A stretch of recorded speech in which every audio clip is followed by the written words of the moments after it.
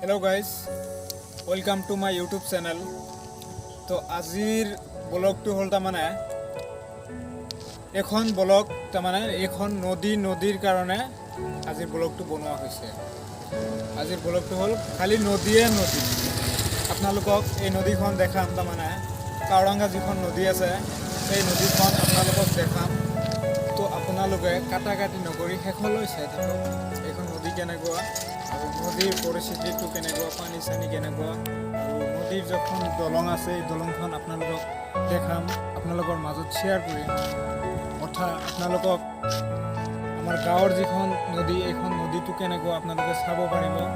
আপোনালোকে কাটাকাটি নকৰি শেষলৈ চাই থাকক। তো আজি আমাৰ নদীখন কেনেকুৱা, নদীত কেনেকৈ মানুহ গা চা ধুৱে, আমাৰ গাঁৱৰ ছোৱালী আছে, মাইকী ছোৱালী সৰু মানুহ চানুহ ডাঙৰ মানুহ চব আছে এই নদীতে গাঁও ধুৱে। তো আমিও এই নদীখনতে গাঁও ধুওঁ।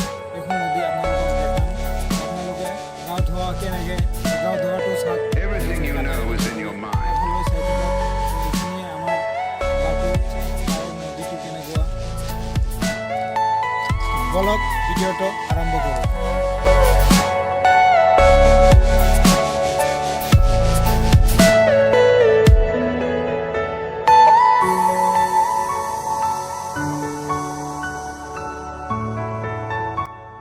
এতিয়া আমাৰ ফ্ৰেণ্ডবিলাকো আহিছে। এতিয়া ফ্ৰেণ্ডবিলাকো কিবা ক'ব আপোনালোকৰ মাজত। এতিয়া আপোনালোকে ফ্ৰেণ্ডবিলাকৰ মাজতে কথাবিলাক শুনক, ফ্ৰেণ্ডবিলাকে কিবা কয়। ইয়াত আমি গা পা ধুবলৈ আহিছোঁ। বহুত ছোৱালী আমি ধোৱা নাই। গাঁৱটো বহুত ভাল আছে। এইটো নদী গৰমৰ দিনত আৰু কি এনেকুৱা হয় সৃষ্টি হয়, তাৰমানে ইটো জলটি একদম পূৰা লোড হৈ যায়, নদীখন একদম অফাৰ হৈ যায়, ইটো গড়বাৰী আৰু ডুবি যায়। আৰু সেইকাৰণে অলপ